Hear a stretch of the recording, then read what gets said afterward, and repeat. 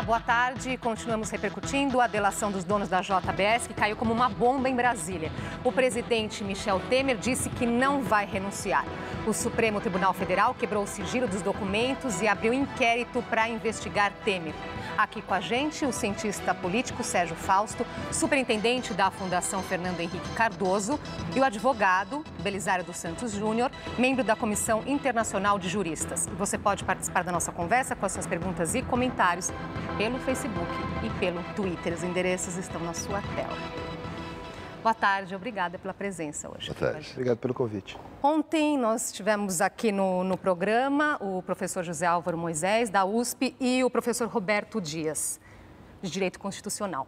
E ambos, antes do pronunciamento do presidente, colocaram que a melhor situação para o nosso país seria a renúncia de Temer. Não foi o que aconteceu. Como vocês avaliam a decisão do nosso presidente? Quem começa? Eu? À vontade. Posso, Belisário?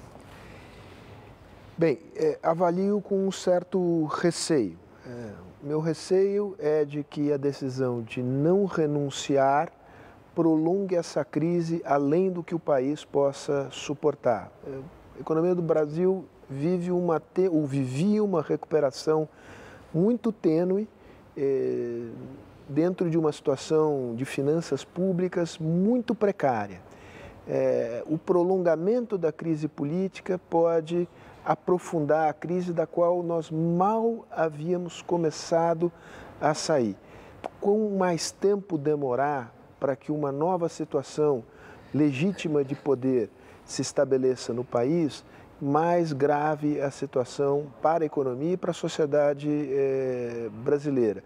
Portanto, seja qual for a solução, eu acho que a questão do tempo que ela tomará é uma variável crucial, porque ela tem um impacto sobre a capacidade do país de resistir a mais essa instabilidade política. A importância de ter logo um desfecho nessa história. O mais rapidamente possível, na minha opinião, não será um desfecho tão rápido quanto seria desejável. Doutor Belisário. Eu acho que nós perdemos a noção de que a renúncia pode ser um ato de generosidade. Ela não é necessariamente um ato de admissão de culpa. Eu fico preocupado com uma frase que foi atribuída ao presidente da República, que a montanha paria um rato. Essa história da montanha paria um rato, atribuída a Horácio, essa frase pode ser atribuída não a agravação, que é uma coisa gravíssima, mas pode ser, vamos dizer, colocada em face de uma situação. O presidente da República passa o dia inteiro com seus assessores, o presidente da Câmara, o presidente do Senado, os presidentes de partidos, todo mundo se desloca para o Planalto para dar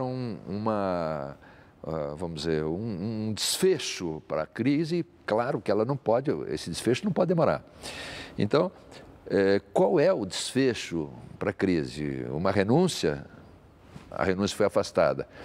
E será, então, uma explicação convincente do que aconteceu? Me reservo para explicar em juízo. Então, eu acho que quem pariu um rato foi a montanha que se reuniu com o presidente Temer e que não deu nem a renúncia, que poderia ser um ato de generosidade e acabar com essa crise de uma vez por todas, ou um afastamento, e nem deu explicações suficientes que, instruído talvez por um bom advogado que ele é, se reservou para dar em juízo. Ou seja, a sociedade hoje fica olhando para ter uma explicação, como um presidente ouve uma conversa daquelas e nem interrompe, e nem censura. E a sociedade começa a ver um filme que já conhecemos, que é justamente isso, a crise política que faz o país paralisar de vez e ter um reflexo na economia muito forte. Né? A palavra é essa, é política. O presidente Temer, por óbvio, não é um cidadão comum que possa se valer deste argumento de que eu aguardarei para me manifestar em juízo. O tema é político. A questão que se coloca, e é uma questão que o grupo que o cerca e ele próprio tem que ponderar, é se ele será capaz de retomar condições mínimas de governar o país, porque é disso que se trata. A minha avaliação é que ele já era um presidente bastante impopular, mas com uma sustentação no Congresso importante. E ao contrário daqueles que atribuíam a ele a condição de um presidente ilegítimo, a meu juízo não era um presidente ilegítimo, chegou à presidência da República dentro de um rito constitucional. Mas esta gravação, esta crise, rouba o que ele poderia ter de legitimidade perante o país, porque ele foi colhido numa situação que é grave menos por aquilo que ele disse ou fez, mas por aquilo que ele deixou de dizer e fazer. Quer dizer, no jargão dos advogados, ele prevaricou. E prevaricou claramente, porque o Joesley, que aliás é uma figura que merece análise, porque é uma espécie de emblema de um certo Brasil, diz a ele que infiltrou um procurador na Lava Jato para receber informações privilegiadas. Diz que está segurando juízes, e evidentemente que não está segurando com base numa argumentação jurídica, está segurando pelos meios normalmente utilizados pela JBS. Eu vou aproveitar que você citou justamente isso para colocarmos aqui esse trecho da conversa entre o Joesley e o presidente que cita justamente essa relação com os juízes. Vamos ver. Todo meio também, eu estou segurando as pontas, estou indo. Os processos, eu estou meio enrolado aqui, né? No processo, assim, é investigado. Eu não tenho ainda denúncia. Isso, não tenho denúncia. Aqui eu dei conta de um lado do juiz, dá uma segurada, do outro lado do juiz substituto, que é um cara que fica segurando os dois. Ou eu consegui botar uma dor dentro da força-tarefa, que também está me dando informação. E lá que eu estou para dar conta de trocar o procurador que está atrás de mim. Se eu der conta, tem um lado bom e um lado ruim. O lado bom é que dá uma esfriada até o outro chegar e tal. O lado ruim é que se veio um cara com raiva ou com não sei o quê, eu consegui encolar um no grupo. Agora eu estou tentando trocar. Isso. Que eu nessa aí. Ele saiu de férias, até essa semana eu fiquei preocupado que saiu um burburinho de que iam trocar ele, não sei o quê, eu fico com medo. Eu estou só contando essa história para dizer assim, eu estou me defendendo aí, estou me segurando e tal. Pois é, o áudio aí do presidente ouvindo a revelação do Joesley de que ele estaria segurando os juízes e que teria uma pessoa ali na Lava Jato servindo de informante, doutor Belisário. Veja, há um debate todo nas redes sociais e na internet se não existe esse crime de obstrução da justiça, assim como está sendo denunciado. Existe um crime de criar obstáculos à investigação criminal, foi trazido pela lei, acredito que de 2016, sobre organizações criminosas. Independente se os silêncios do presidente podem ser interpretados como prevaricação ou como obstaculização de uma investigação, o fato é que isto, sem uma explicação clara e convincente por que ouvir uma pessoa e por que tolerar um discurso desse tipo, se é que há uma explicação, isso pode causar a responsabilização política do presidente. Ou seja, pode ser que, como no Collor, haja o processo criminal, a investigação criminal, e o Collor foi absolvido depois, e a denúncia foi julgada inepta, a denúncia do Procurador-Geral da República foi julgada inepta e renunciou antes. Agora, para esclarecer, avançou. Porque o presidente, no seu pronunciamento, tratou ali as gravações como gravações clandestinas. Mas elas foram feitas com autorização da Justiça, com autorização do Supremo. Então, até que ponto? Como entender isso? Sob entendimento da lei, são gravações legais, doutor Belisário? Olha, isso é um detalhe, que nós estamos falando do presidente da República. Isso é um detalhe.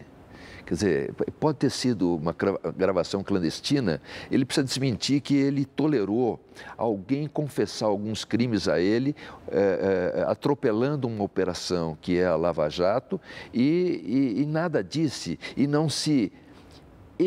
Eu acho que a indignação que ele manifesta ontem, ele poderia ter manifestado naquele momento, dizendo que um presidente da República não tolera essa confissão, né? Não tolera alguém comentar com ele que está, ainda mais um operador do direito, brilhante como é o presidente, tolerar alguém dizendo que está controlando procuradores e que se verificou que era verdade. Sim. Ele não se insurgiu contra isso, isso pesa contra ele. E pesa contra ele o fato de que foi um encontro feito na surdina, sem a identificação do Joesley na entrada do Palácio do Jaburu. Fora da agenda. Fora da agenda. E o encontro foi clandestino. Um encontro clandestino. E do encontro transpira, primeiro, a inacreditável desenvoltura do Joesley ao comentar quais eram o que ele gostaria que o governo fizesse. Aqui apareceu apenas um trecho, mas os jornais já publicaram trechos maiores. Uhum. E ele diz, precisa apertar o Henrique é o ministro da Fazenda, precisa olhar o que vai acontecer no CAD, verdade seja dita, os juros. O presidente, nesse caso, ele é cauteloso, mas o que me chama a atenção é a desenvoltura do Joesley. E transpira do encontro a intimidade que os altos executivos da JBS estabeleceram com o sistema político brasileiro. Isso desde do governo Lula, passando pelo governo Dilma, chegando ao governo Temer. Não há de ser coincidência o fato de que a JBS, na eleição de 2014, doou 366 milhões a diversos políticos, na sua maioria políticos do PT, em particular a candidatura Dilma Temer. Isto que foi declarado à Justiça Eleitoral. Doação para 24 partidos em 2014. Exatamente. Fala-se em doação para quase 2 mil políticos. Nós vamos interromper um pouquinho aqui para chamar o Ricardo Ferraz, que está lá em Brasília, para saber se ele tem novidades sobre esse assunto. Ricardo, boa tarde. Boa tarde, Andresa. Boa tarde a todos. Olha, aqui em Brasília, surpreendentemente, o clima é de normalidade.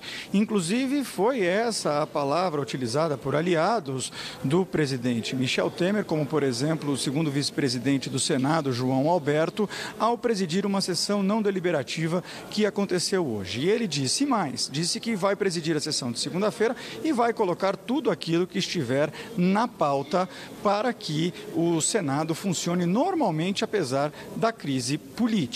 E a avaliação da oposição, obviamente, é bastante diversa disso, né? Os senadores da oposição querem, inclusive, se reunir com o ministro Herman Benjamin, que é o relator do processo de cassação da chapa Dilma Temer no Tribunal Superior Eleitoral, ainda na tarde de hoje, para pedir que ele antecipe o julgamento que havia sido marcado para o dia 6 de junho. Mas a ordem do Palácio do Planalto é justamente essa, manter a normalidade e, principalmente, recompor a base aliada na Câmara e no Senado Federal.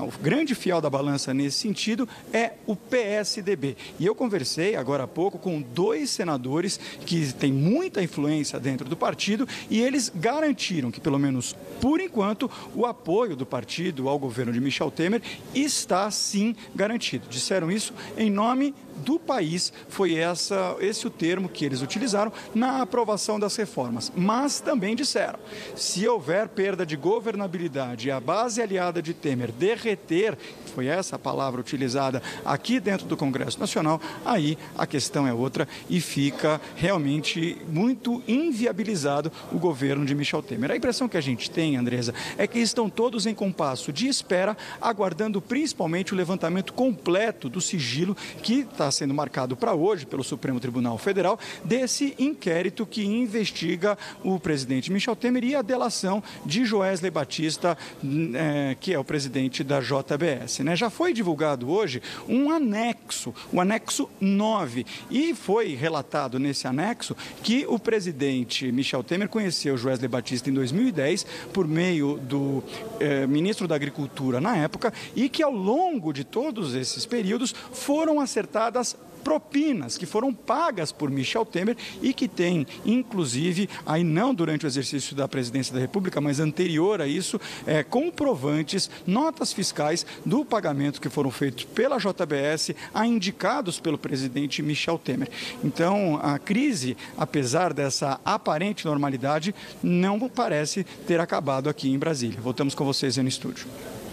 Obrigada, Ricardo. Pois é, exatamente. Ainda tem muita coisa, tem novidades, né, que estão chegando a cada momento. O Ricardo falou ali da intenção de manter a normalidade, mas há espaço nesse momento para seguir com a discussão das reformas?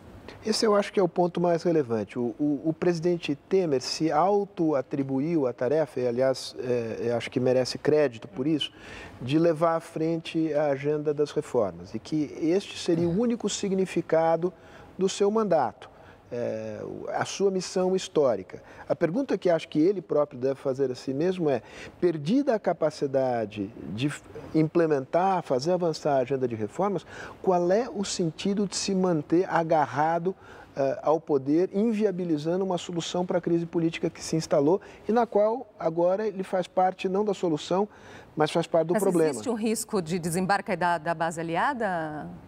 Eu acho que esse risco é um risco mais do que palpável.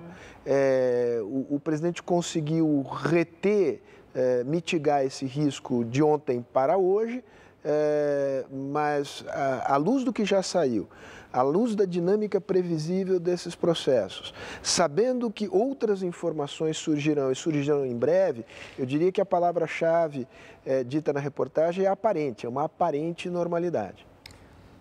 Mas quem está nessa aparência de normalidade deve ser o Palácio do Planalto, porque a sociedade está empolvorosa.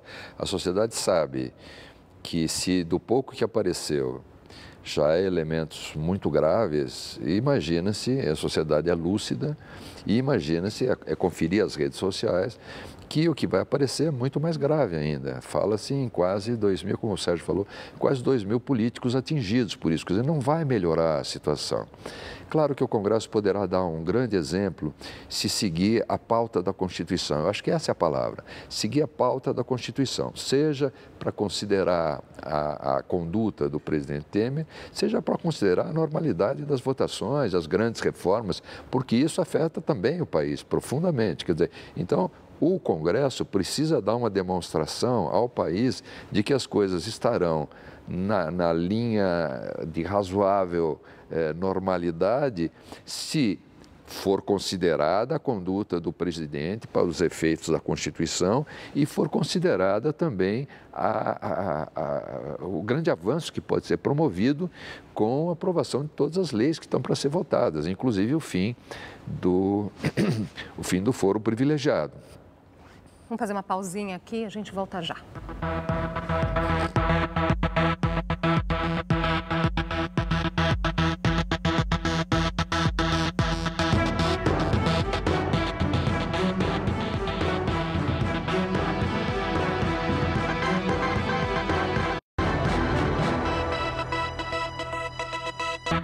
Já estamos de volta para o JC Debate. Conversamos sobre a turbulência causada pelas delações da JBS. Aqui com a gente o cientista político Sérgio Fausto, o superintendente da Fundação Fernando Henrique Cardoso, o advogado Belisário dos Santos Júnior, membro da Comissão Internacional de Juristas.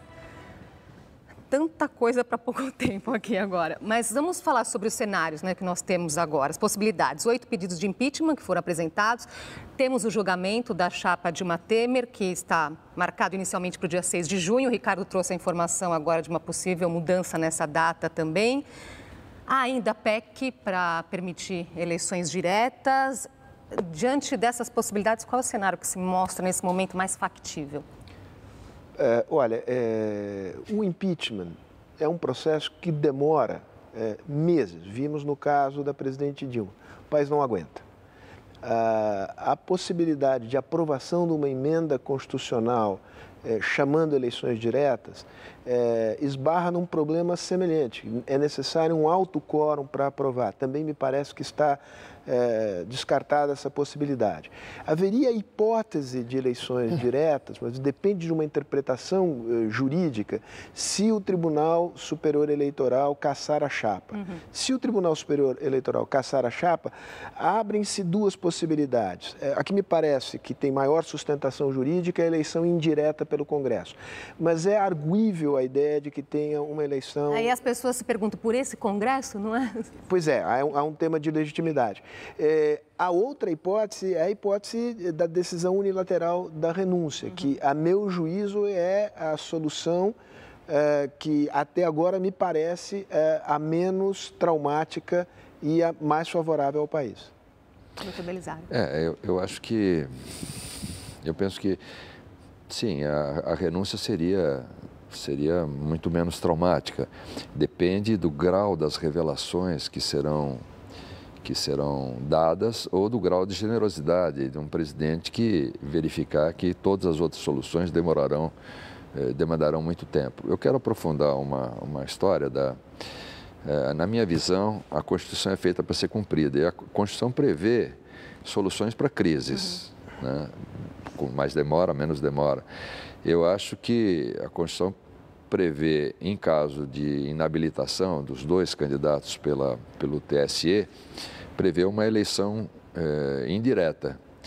Agora, aí o tema passa a ser, claro, os candidatos serão todos os que puderem ser eleitos para presidente da República. Tem que pertencer a um partido, tem que ter um tempo de filiação, tem que ser maior de 35 anos. Ok. Agora, se o Congresso ou se os pensamentos não forem confluindo para alguns nomes que sejam palatáveis para a sociedade, a crise periga de aumentar.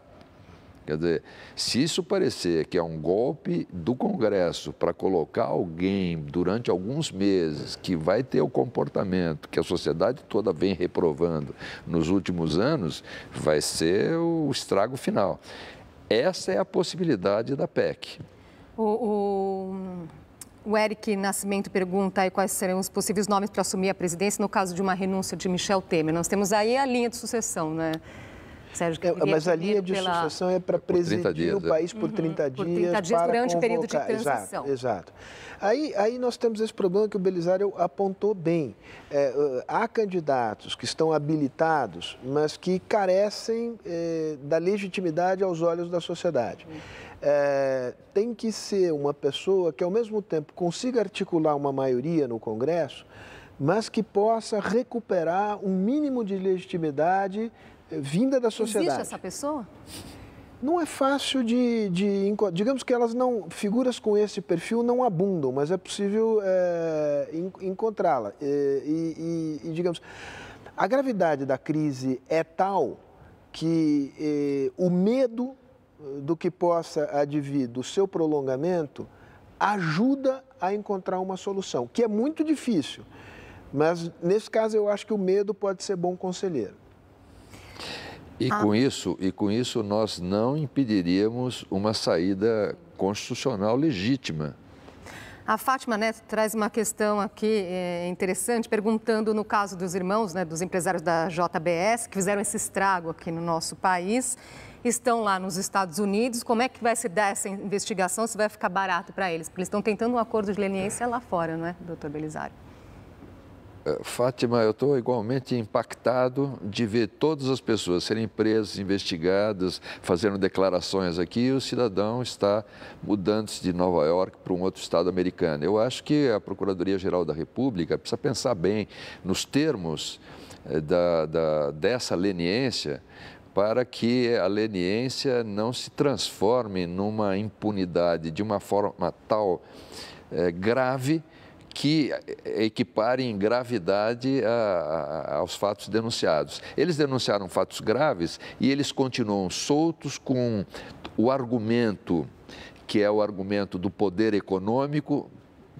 Eles estão planejando reunir todas as empresas no exterior sob outra bandeira, Há jornalistas autorizados que dizem que ele até vamos dizer, se beneficiaram da crise com a alta do dólar, e essas pessoas estão fora do país. Quer dizer, isto a sociedade também não entende. Agora, um outro desdobramento, estou tentando aqui fazer o milagre do tempo, né, da delação da JBS, é o afastamento de Aécio Neves das suas funções de senador, da presidência do PSDB. Qual que é o impacto disso para o partido? É grande. É grande, porque não há como fechar os olhos a essa realidade. Era o presidente do partido até ontem, foi o candidato do presidente do partido em 2014 e se viu envolvido em situações que são absolutamente inaceitáveis. Isso, evidentemente, que tem repercussões sobre o partido, repercussões graves. As delações estão fazendo o que o parlamento recusou-se a fazer, que é a reforma política. Estamos chegando ao final, então, uma consideração final, o que esperar daqui para frente? Dá para ser um pouco mais otimista nesse sentido? Eu acho que a gente tem que ser otimista para poder levantar de manhã e tocar a vida. Agora, sendo realista, eu acho que a situação se montou de tal maneira que é difícil uma solução rápida para essa crise. Portanto, infelizmente, mais uma vez, o país vai sofrer. Olha, eu recomendo a leitura da Constituição e para algumas pessoas que põem a mão na consciência e vejam se não podem colaborar com uma saída mais breve para essa crise. Agora, não sei se dá para, estou sendo aqui poliana demais, né? Não para falar de fim de corrupção e dessa relação entre empresários e políticos, mas existiria aí alguma saída para ao menos diminuir essa relação, os estragos dessa relação, para que isso não se perpetue? Essa corrupção de altíssimo escalão, de grandes grupos econômicos e do sistema político, com o Estado servindo de fonte de recursos, eu acho que essa está profundamente abalada, pelo menos no curto prazo. Agora, será necessário, o país já conta com alguns instrumentos importantes de controle. Não contasse, nós não estaríamos assistindo a Operação Lava Jato avançar. Mas haverá necessidade, num segundo momento, de aperfeiçoar esse mecanismo. Dou um exemplo, leniência de empresas. É bastante importante, porque se trata de punir as pessoas físicas, mas não as pessoas jurídicas. Mas hoje o que impera é uma certa confusão relativa às competências dos diversos órgãos envolvidos. Nós vamos ter que dar atenção para isso no futuro. Só lei e só operação policial não resolve. Eu sugiro um olhar para a educação. Criar, por vários instrumentos, uma cultura de integridade. Isso é o que a gente precisa. Agradeço a participação de vocês aqui hoje com a gente e até a próxima. Até a próxima. Obrigada pela sua companhia, boa tarde e bom fim de semana para você.